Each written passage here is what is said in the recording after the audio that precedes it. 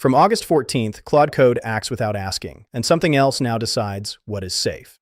Everyone treats that approve button as the last safety check, and the thing that just retired it is not a better model. Auto mode existed since March as an option. Anthropic also stopped charging for the tokens that classifier burns. Every action runs past a separate classifier instead of past you. Block it 3 times running, and Claude hands the keys back.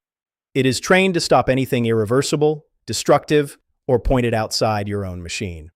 Hard deny rules stop data leaving, and every step gets screened for injection. The classifier caught 89% of dangerous commands. Humans, 13.6. Outside your own machine is not hypothetical. A Claude-powered agent was asked to move its user up a gym waitlist. It found an unprotected booking API and canceled the person in first place.